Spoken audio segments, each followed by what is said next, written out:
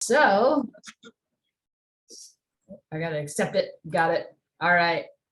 So I just wanted to first start with a little bit of history of women in construction. I did this in my keynote in Sacramento last year, and I know Christine thought it would just be interesting for some of you all. So we'll go way back before we go forward. So just a couple of facts I have written down. The first written record of women in construction dates to the 13th century in Spain. Official records noted a group of women day laborers working in the city of Navarre. Records are pretty unreliable during that time, as you can imagine, because it was actually socially unacceptable to record construction labor by women. So women were considered at that time physically incapable of heavy labor, and working outside of the domestic confines was actually seen as immoral. So we've come a long way since the 13th century. Despite the underreporting, historians believe that poor women routinely worked as day laborers and masons and carpenters on construction sites over the next few centuries. In the 16th and 17th centuries, the rank of women in construction thinned severely due to economic crisis. Any work that was available fell to people who were unemployed or destitute men. The Industrial Revolution of the mid-18th century brought an economic boom in Europe and the US. And as the labor market expanded, women returned to construction as laborers and tradeswomen, this time with slightly less social condemnation. And by the late 19th century, the first women engineers and architects started to stand out and be recognized. So another little timeline since the late 19th century, which I think gives some perspective on how recent a lot of progress has been, which is sad but true. So we'll start back in 1936, and I highlighted some of the things that I thought were most interesting in this timeline. So in 1936, only 18% of men and women believed that women should work outside the home. So only 2 out of every 10, or 20 out of every 100.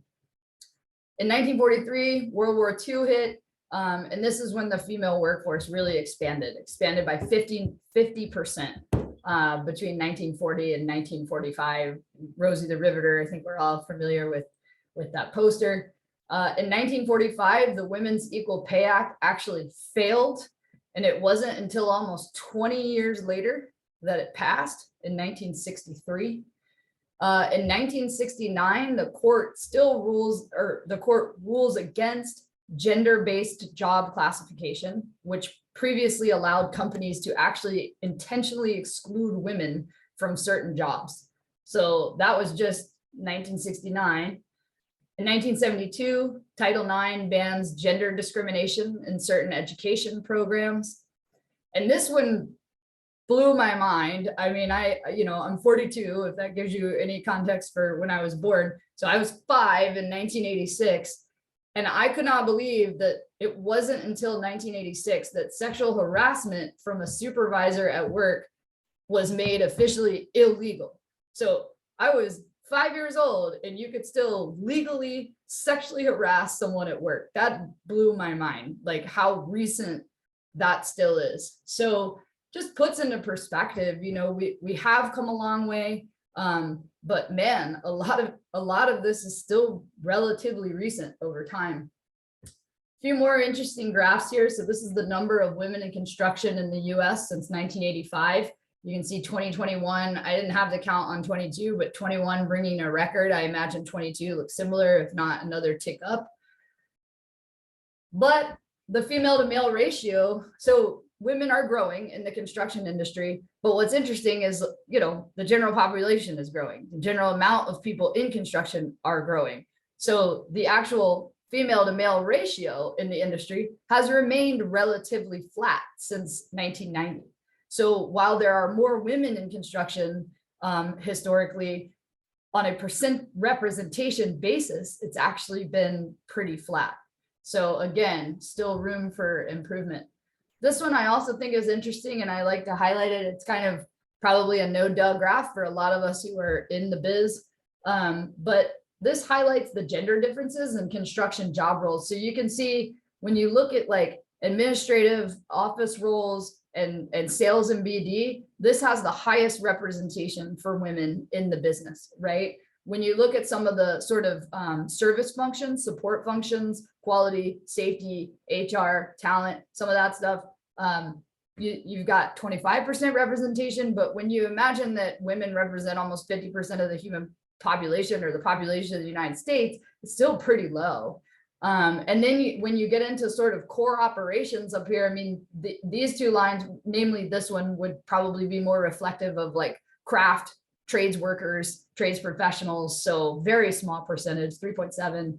And then you got kind of your project managers, that type of role, if you will, at 17%. So you can see as you get more into the core of operations, it just continues to go down. So again, progress, but still a lot of opportunity.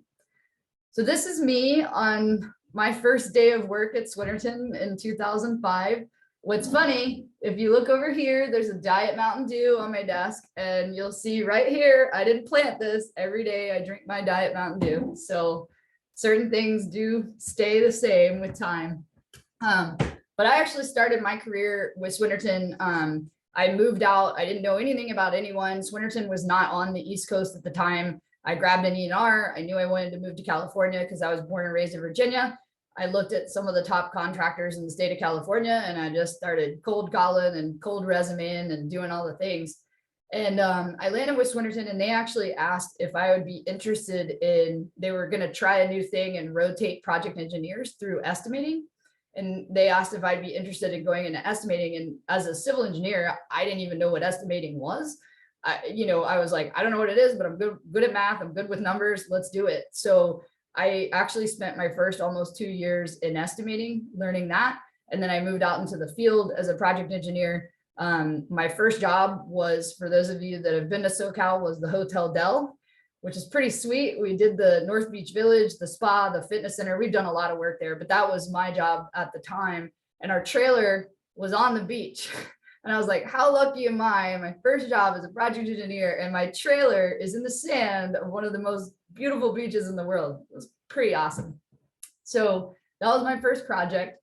So here's my kind of career journey. So started out as an estimating project engineer. Christine talked a little bit about it, but I'll go into just a little more detail. And there's a point to this sort of diagram. So I worked my way up pretty quickly into running work down with our San Diego operations group as a project manager. And then I had always thought about going to business school, but my career was going so well, and I really liked Swinerton.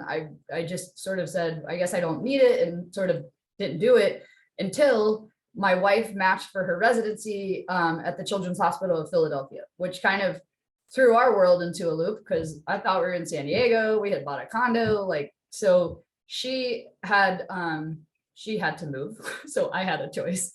And at first I was like, oh, we'll just do distance for 3 years, no problem. And that was not going to work. So that we discovered that pretty quickly. So I knew Wharton was here in the city of Philly. So I said, I've always thought about going and getting my MBA. Let me take the GMAT and see if I can get in. We'll see what happens. So it all sounds like it worked out super easy, but it was a very stressful time. But I got in, and so I left Swinerton and went back to business school full time for 2 years. But I really loved Swinerton. I love the company. I kept in touch with a lot of our senior leaders, and they asked if I would be interested in coming back. And I was like, well, what are you thinking? What'd you have in mind? Because I don't know if I want to go back into core operation. Like, I don't know if managing construction projects for the next 10 years is what's going to do it for me now. Like I developed this bigger interest in kind of business as a whole and what goes into like leading a business. And so it was sort of a perfect match, because at the time technology was really taking off in our industry, and our executive team recognized that not only did our IT and our operations not talk, but they like hated each other. They were like, well, that's not going to be a successful model going forward. So the fact that I had a background in operations, the fact that I was way more interested in some of these, like learning more about our business and organizations and how organizations function to kind of as a whole achieve their goals and their strategy, they asked if I would come back into BTech, which is at the time was still IT, and sort of reorganize, refocus, rebrand and refocus that group on the business of construction. And that was really intriguing to me. It was a business challenge. It was a human challenge. It was an organizational challenge. It was really, really important. You could just see the writing on the wall with digital and technology. And so I can't, kind of funny that I went into IT because I don't know anything about networks and integrations and all that jazz. But it was a really good opportunity for me to learn about another huge part of our business. And so did that, came back to Swinerton. All the while I was doing the BTech thing, I was really pushing the organization in the space of talent management. I said, I know we got HR, I know we have, you know, we've got the goalie and the defense on the field, all good, but we've got no offense on the field. We're not thinking about talent acquisition and succession planning and workforce planning, employee development, and how do we put an offense on the field with our talent to help us be more successful in achieving our strategies. And what was funny is one of our executives that I was close with at the time, he retired. So he was this is just a cool story. He never went to college. He started out as a carpenter at 17 years old and worked his way up at Swinerton. He was a 40-year guy, worked his way up to executive vice president of a $5 billion organization. And I promise you, he was one of the smartest people I've ever worked with. He was phenomenal. So I love that story, but we were really ramping up our self-perform, and he recognized that like if we want to be a successful self-perform contractor, the way we're doing it now is not going to work. Treating our craft like commodities, not, you know, kind of burn and churn, not thinking about how do we engage our craft? How do we make them feel like the valued employees that they are? Where we're non-union, we have to acquire and develop our own craft if we're going to do this, and we could realize a real competitive advantage like in Texas and the East Coast by self-performing, but we had to think different. And so Frank, he came to me and he goes, hey Lauren, all that talent stuff you've been talking about, I want you to do it, but I want us to first think about how we do it with craft. And also, how do we just rethink all of our business processes around supporting our craft population and our self-perform operations, because so many other things that we were doing just didn't make sense in that world. And so that, again, another really cool project. So I transitioned out of business technology. We built this new department called craft services because that was the best we could come up with to call it. And it focused on everything from talent acquisition, engagement, retention, training and development of our craft, particularly where we're non-union. How do we build that future pipeline of superintendents? How do we set our business processes up to support self-perform operations? How do we drive labor productivity, right? And realize value out of labor productivity. So I did that for a couple of years. That was really fun. And then sort of eventually went up as the chief talent officer to oversee all of talent. So still craft services, but all of talent for the organization. So HR reported to me, and kind of everything that goes along in all that space with your employees. And then over time became the CAO, where I now oversee talent, HR, craft services, corporate responsibility. And now again, as of 1 month ago, our business technology group again. So they just keep piling on. But it's all good. It was a little bit of a homecoming for me. But the reason I didn't want to just necessarily talk about modernity for 10 minutes, but what I think is really important and the takeaway here is like, it was so circuitous. We see so many people come into this business, so many kids come out of college and they just have that one track mind. Like, I'm going to be a PE and then I'm going to go right through PM to DM. That's it. That's all they see. And they miss all these other opportunities that anything else that they're presented, they see as a career derailer, right? Oh, could I go work for a subcontractor? What if I go work in our self-perform? What if I go work in estimating or safety or quality or VDC or anything else in our business? They're just like, bonk, nope, boom, you know, PE, PM, DM, that, and what's really interesting, and especially trying to get PEs to go in the field, you know, we're really trying to drive, and I'm loving the trend of seeing more of our female project engineers say, I want to be a superintendent. every time I see that, I just want to fly wherever that person is and give them a big hug. Because I feel like had I known now, or had I known then everything I know now, I would have done that 100%. I would have gone the field route, because I think you learn so much about our business, being out in the field, doing the work. And I think you learn a lot on the project team, but especially out in the field. Some of the biggest learning I had to play superintendent for a little bit, sort of on accident, which I'll talk about in a second. But I learned a ton in that experience that I don't think I ever would have learned had I not had that experience. So, but my point is like, we're really trying to encourage people. And, one piece of advice that I would give in my career is like, be curious, stay open-minded to other opportunities that come up. You may not see how it links to sort of your overall value in the future. But it was funny, the other day I had I had my development check-in with our CEO, and I had written on, one of the things that I wanted to work on was I kind of wrote at a high level, I want to learn more about some of the areas of our business that I'm not as familiar with. And one of the things that I listed was insurance. It's just not like PLP and CSIP and OSIP and SubGuard and all the insurances. I just never got to a point in my career in ops where I knew enough about SubGuard a little bit, but not enough to think strategically about it. So anyway, I wrote that on my DCI, and Eric kind of chuckled and he goes, Lauren, I was really shocked to see you write, I want to learn something about another area of our business that I don't know enough about. He goes, you probably know more about all the areas of our business than most of our employees, just because I've held all these random different roles. And when I was in craft services, I had to learn a ton about accounting that I never thought I would have to learn, but it was really, really important. And it allowed me to see how the money flows through our business. You start talking about bill rates and reserves and like how we recover and what's the strategy. If I had never done this craft services thing, I would have never known. And what an important thing about our business to learn. So point is trying to get more people to kind of be curious, don't see those other opportunities, career derailers. They're just going to add, to your arsenal of knowledge and just make you that much more valuable and well-rounded. So that's kind of the highlight there on my journey. These are some of the challenges that I hit along the way. I mean, geez, I could have had 27 slides with challenges, but these are the big buckets, I guess. The first one at the top was just learning how to build relationships with clients while still holding them accountable on projects, right? Really threading the needle of like, you got to build the relationship, but you also got to get your job done. You can't just let them walk all over you, and that's a tricky thing to learn.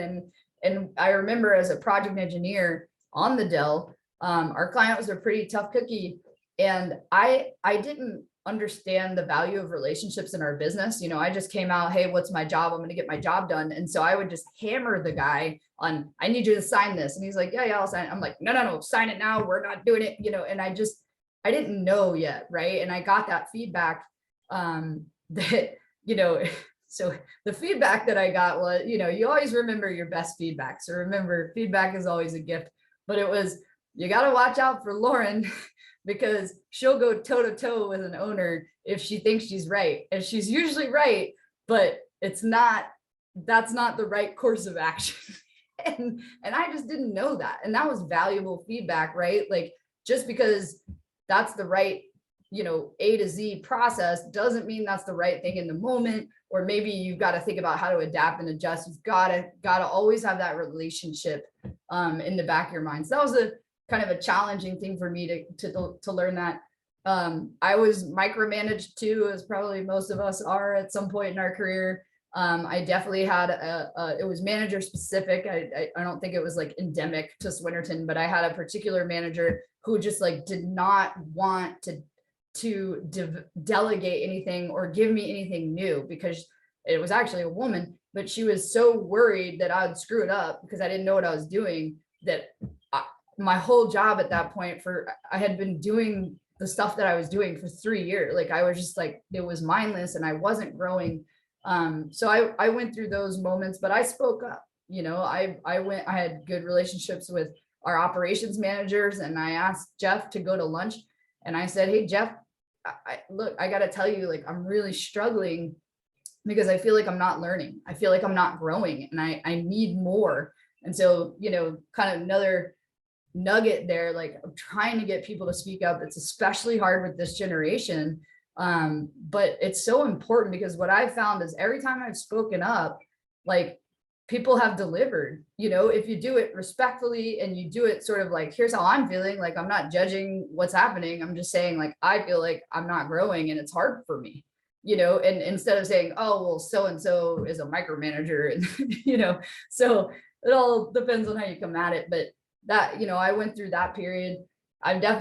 So it was actually right after that period, so I made that ask, and then I got thrown the fire hose, right? So I usually, in our business, you go senior PE to assistant PM to PM, and that assistant PM allows you to work alongside of an experienced PM and kind of learn the PM role. Well, I skipped assistant PM, so they threw me after that ask. I went from senior PE to PM, and I didn't know anything, like, and so I had to leverage my resources. I called my buddy Adam, and I said, Adam, I'm going to need a crash course in CMIC, our ERP. I'm going to need a crash course in cost control. I don't know what I'm doing, but I leveraged the relationship I had with an older guy who was a PM, and he sat down with me. I took copious notes. I pinned him up on my wall for the better part of 6 months on the job, because I couldn't even remember, like, okay, what screen do I have to go in to do a PCI, so I really, be careful what you ask for, I guess, but talk about a learning opportunity. So, that was challenging. That was a challenging time to try to learn something on my own, and sort of self-teach, and get comfortable with asking questions, right? I think a lot of people are like, oh, I don't want to ask for help. I don't want to. And I was like, trust me, if you get thrown in a situation where you're going to die if you don't, you will ask for help. And what I found was every time I asked, people were more than willing. In fact, people loved it, and they were more than willing to sit down and help me and coach me and teach me every time I asked. I became an interim superintendent unexpectedly. I was PMing a job where the superintendent quit in the middle of it.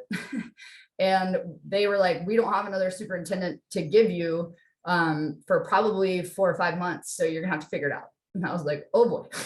And it was a Oshpod project, for those familiar with commercial healthcare work, and a lot of night work going on. So I had to run some night shifts, which gave me a deep appreciation for our superintendents that have to do nights and weekends all the time.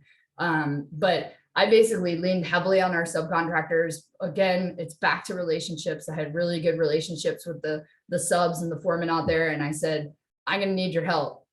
I don't know how to be a superintendent, so I'm asking you to help me out. We're going to be in this together. And actually, they were quite great.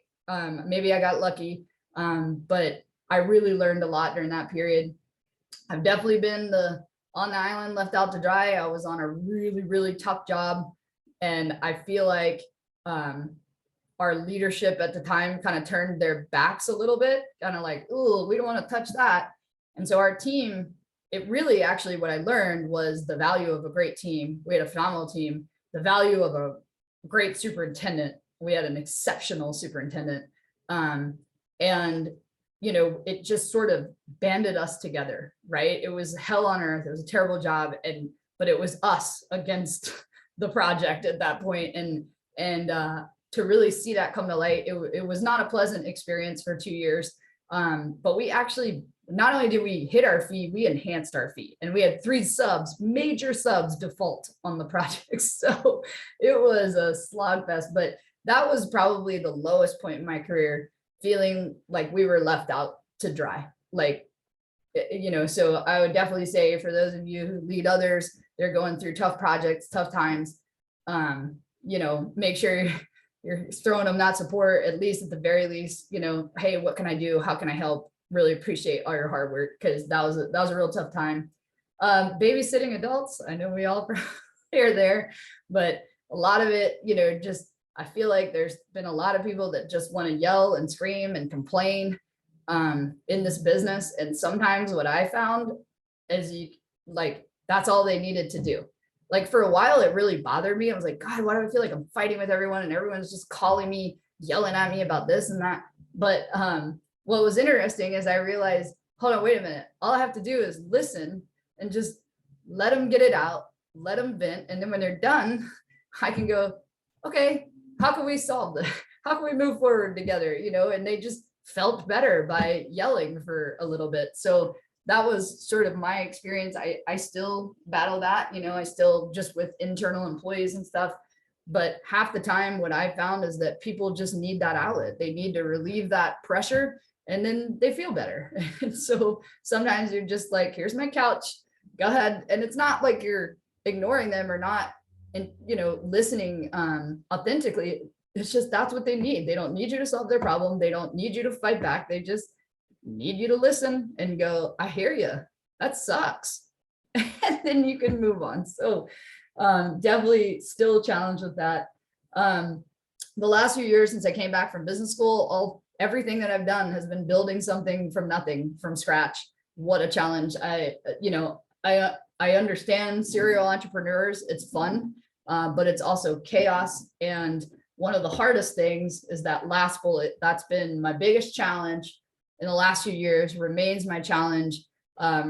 Still learning that, but you know, how you get organizations to change. How do you get people on board? How do you get stakeholders to come with you? How do you get people to buy into what you're doing and why you're doing it?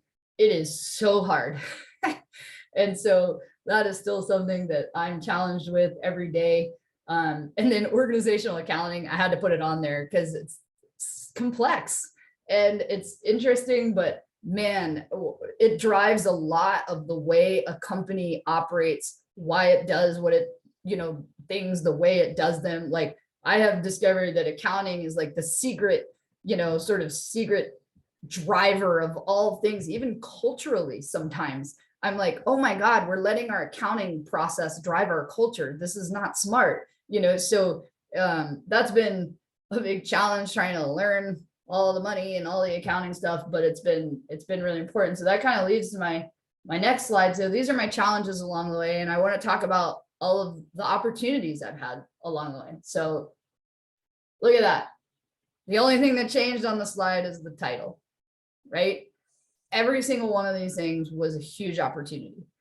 Some of them pretty painful, some of them remain painful at times, but all of my challenges were all of my opportunities, you know, in retrospect, and continue to be. And I actually listened to a podcast. So now you know that I made this just for you guys, because I made this next slide from a podcast that I listened to yesterday morning with Ginny Rometty, who I think is phenomenal. She was the CEO and chairman of IBM, just phenomenal woman. But she said this on the podcast and I was like, oh man, I love that. She said, growth and comfort never coexist. You have to embrace discomfort because it means you're learning something. I would go from being afraid of change to looking for change. In that when I wasn't nervous, I'd be starting to get, uh-oh, this isn't good. This means I'm learning nothing. And it would be time to change. Growth and comfort will never coexist. And I just love that, because anytime you find yourself uncomfortable, frustrated, irritated, angry, even, chances are you're probably growing from that experience, whatever it is. And like, if you can find it, all right, so here's, I'm gonna throw out my Peloton. I can't get through any presentation without giving a Peloton quote, but one of my favorite instructors, she says, you gotta ask yourself, not why is this happening to me, but why is this happening for me? What am I learning in this experience? So that to me was really powerful when I heard it yesterday. I hope it resonates with this group, because I think it's so true. If you're not uncomfortable, you're not growing, you're not learning. And so it's trying to see those opportunities as growth opportunities. Some of the fundamentals, I think, just sort of switching gears for driving change in our industry overall. You know, we've got to all be proactive, vocal champions, getting involved. I know someone on here, I wrote it down, Next Gen Trades Academy, right? How do we get more people interested in this business? How do we get more women interested in construction? They need to understand what it's really like, what the opportunities really are. And by really, I mean good, you know, so be proactive vocal champions. We got to be looking at our hiring practices, right? And what I encourage is like in all of your organizations, you know, if you're a woman, get in there, participate in candidate interviews. Because if the interview panel is a bunch of dudes, you're going to get a bias there. So participate in candidate interviews, offer a broad range of social events. You know, for big companies, we're always, you know, doing, you know, golf and shooting events. And it's like, okay, that's great, but like not everybody plays golf and shoots guns. Like, can we do some other stuff that perhaps is also inclusive of a broader range of people? Volunteering is a great idea. So really being cognizant of some of the social events. Advocate for benefits that support women in the industry. Obviously, that's something we're trying to do better at Swinerton. And I mean like actual benefits that the company offers, like parental leave and things of that nature, and be vocal advocates. Pay attention to bias in career conversations. You know, we've got to call out assumptions. Some of those biases and assumptions, you know, we hear, oh, well, they're just not dedicated, that they're just not as dedicated to their work. Well, first of all, that's an assumption. Like that's in my head. My level of dedication is in my head. So what objectively am I doing that's making you feel like I'm not as dedicated to my work as the next person, right? And this happens a lot with women because usually we bear the brunt of like picking up the kids and doing all the things. So our butt's not in the seat, right? We're not seen as much, but that doesn't mean we're any less dedicated to our work. Maybe we're getting done in 8 hours what some other person gets done in 10 because we're being more efficient, because we're not messing around chit-chatting because we're like, hey, I gotta go at 4:30, you know? So I think it's like really we have to really concentrate on like what are the objective behaviors, right? And really check our assumptions, like, oh, they're just not that dedicated. The other big one is like, oh, well, she's not assertive enough. Well, there's a lot of research that says women are typically overcorrecting because they have to, because when they're assertive, then all of a sudden, you know, they're a bitch or like they're horrible to work with, or, you know, name something else. So it's like, you know, we can't just say they're not assertive. Okay, well, maybe they want to be assertive, but they're like self-managing that because they know, hey, if I'm assertive in this moment, then I'm going to get some other bad rap. So it's really checking some of those biases. And it was interesting the other day, we had an actual experience. It's probably the recording piece that shouldn't be recorded, but we had an actual experience where, you know, we were discussing, like, I'm being careful here because it is recorded. We were discussing when, you know, sometimes you're in meetings and men will have like an angry outburst, right? And clearly everyone's like, well, that was inappropriate, but I guess they were just mad or had a bad day. You know, I think everyone recognizes an angry outburst, yelling and screaming, as inappropriate and probably not great, but I feel like that is much more excused. But it is an emotional outburst, right? Anger is an emotion. It is an emotional outburst.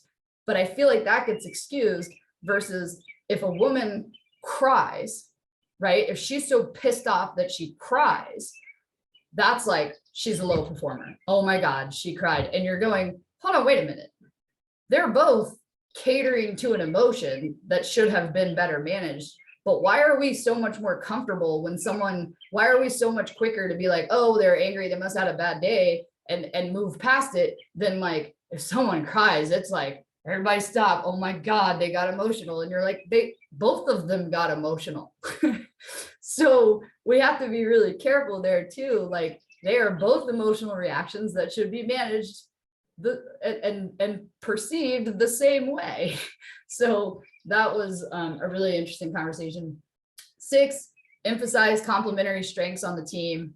7, be proactive about women into the field. I talked about that. 8, mentor and advocate. It's kind of obvious, but the more we can do that, the better. 9, I love this one, 0 tolerance for bullshit. See something, say something. Like, people got to speak up. You know, if it's not right, it's not right. And this really applies to the men, right? They have to be advocates, and, you know, that's kind of obvious. So the last thing I'll say, and I don't want to speed up, but I didn't realize that went so fast, so sorry. One of the things I always talk about is, like, you know, there's a lot of progress we still need to get made. There's a lot of bias that still exists out there, personal bias, systemic bias. There's a lot of issues that are still there. And if we wait for all of that to get fixed in order to succeed, it'll never happen. The only way to do it is to figure out how we succeed despite all of that that still exists, right? So for me, this is one thing I talk about with our women at Swinerton as much as I can. You know, performance, individual performance is really a product of three things: the capabilities you have, your relationships, your interpersonal skills, and your effort, your hustle. And so these are some of sort of my advice, like on capability. Always be curious, always be expanding your knowledge, listening, reading, learning, asking questions, treat every day like a school day. On the relationship side, you got to build your network, be responsive, help other people, show up for people, get involved. These are all the ways you build those relationships. And I just love this quote: attention is the rarest and purest form of generosity. When you give someone your time, you're giving them something you can never get back. You can make more money and get more stuff, but you can't make more time. It's the most generous thing you can give.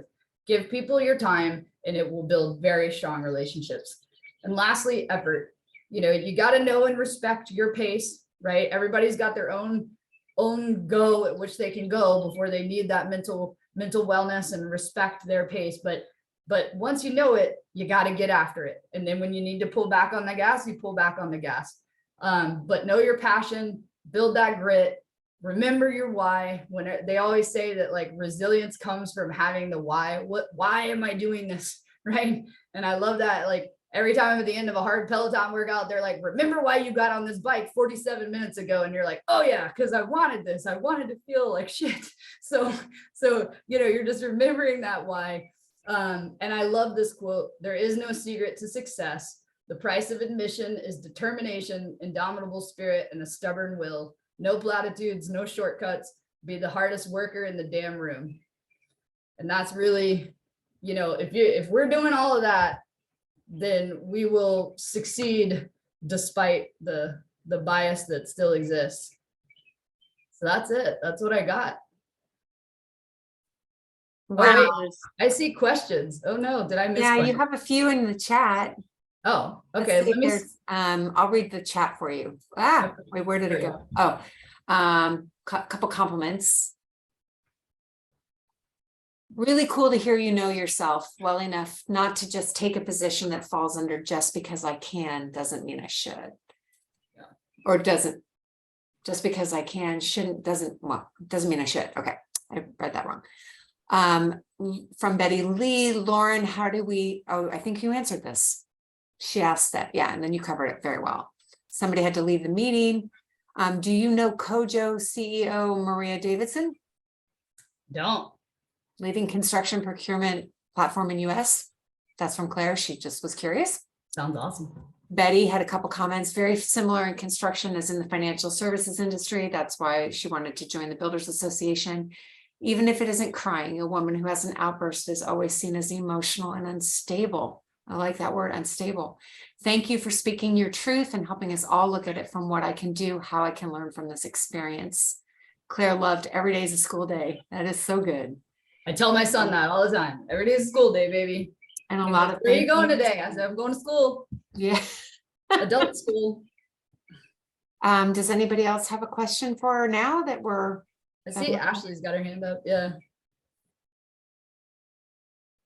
Yeah, I just wanted to thank you and follow up with some comments because I resonate so much with a lot of your experience being a female engineer as well. And so there were some differences in my experience with not having any mentorship. And so I kind of like was always thrown in the deep end, and it was like kind of a sink or swim. But I did end up going into construction, which is where I basically learned everything that I actually know now. So yeah, I'm just totally with you on like encouraging more engineers and more kind of project manager type of people and females to get into the construction industry, because it's just indispensable for learning how things actually work. And just having that confidence in like being able to see how things really get put together, and like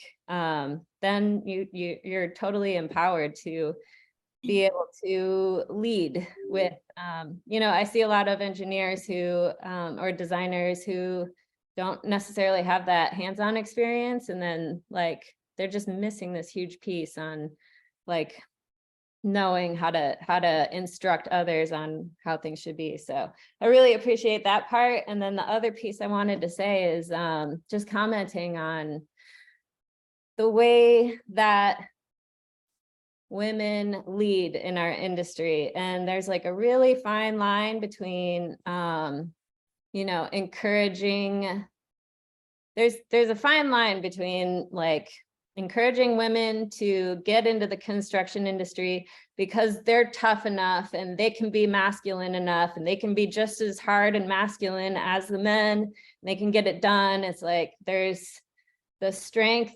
that women bring to the industry, and I think this is why they often end up in leadership positions, is because like we as women tend to have like a kind of a holistic viewpoint, and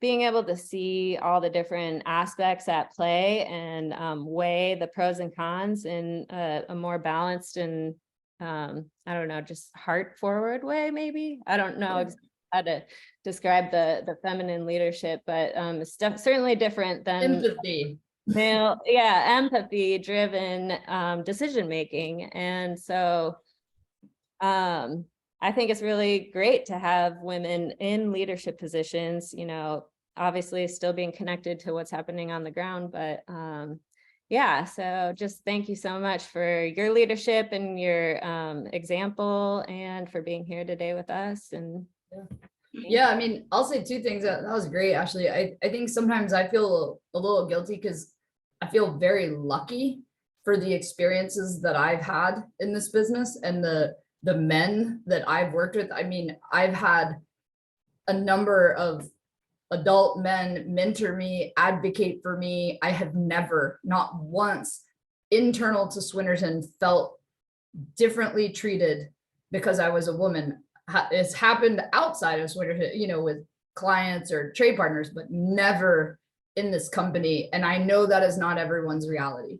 And that's hard, because it's hard to be like, oh, look at all the things I did. Females can succeed, when I know there are women experiencing horrible things, and that's hard, because I can't sit here and be like, gotta have grit, gotta get through it. If people are just like harassing the shit out of you like that, but to me, all I can say to that, because I know myself well enough, and not everybody has this, and I don't want to project, but in some ways in this business, you have to know your self-worth. You have to know, I don't have to put up with that shit. I should never put up with that. I'm out of here. Like, if you're in a company where that's accepted, you should quit. Even if it is Swinerton. If somebody in Swinerton is experiencing that right now, they should quit. They should not put up with that. I don't care if they're a woman, a man, black, white, Asian, whatever. Like, nobody, you have to know your self-worth and know when to walk away. And that is just so important for like mental health. And so I never want to come off like I'm like, oh, it's so easy. Look, it's great. Like, I know that there are horrible experiences out there. And the best that I can say is, you've got to know when to walk away and just go, this is not for me. I don't have to put up with this. It's so important. So that, I feel when people are like, I had bad experiences, and I'm like, ugh. So, and then I had another comment, but I forgot it. Oh, I was going to talk more. You mentioned this, and I was going to talk a little more about it in my tactics, but I was over time. But the emphasizing of complementary strengths, that's why I put that in there, is like, women do bring different strengths to a lot of teams. And there's a lot of research on that. I think it creates somewhat of stereotypes, like, oh, women lead with the heart and men lead with the head. Probably, if you were to go out and run the data, you would see it, perhaps a shift there. But there are men who lead with their heart and women who lead with their head, right? So you can't, blanket it. but there are definite strengths that I think, and I see this show up. It's funny. I coach my son's baseball team, and the only reason my wife and I are coaching is because she got so irritated for the last few seasons. Every time they needed a parent on the field to help, they were like, can I get a dad on third base? Can I get a dad? And we were like, I mean, the moms, I'm pretty sure could figure out 5-year-old baseball. Like, and so she emailed the baseball person and was like, I think this is ridiculous.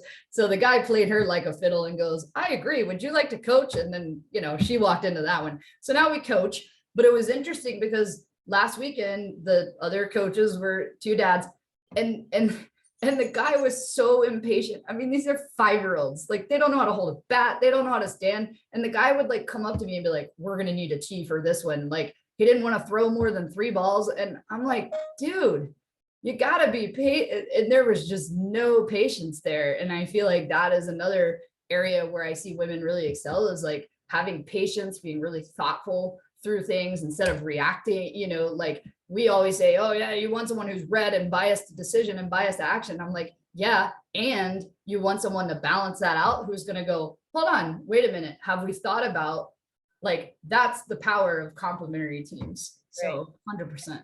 Yeah, you just brought up one other comment I forgot to say, and that is just like working in teams is so hard, and all the people dynamics, and yeah, I think the company culture is like kind of the thing that drives some of that, and the having female voices like at the leadership of the company culture, and like it's not necessarily like overt you know, stereotyping or overt harassment that is like going to come up, but a lot of times it's like just suppressing the female voice and suppressing their ideas from kind of like driving the company culture. And that's really where you're going to see like a lot of the oppression, is like just not getting your voice and your opinions and your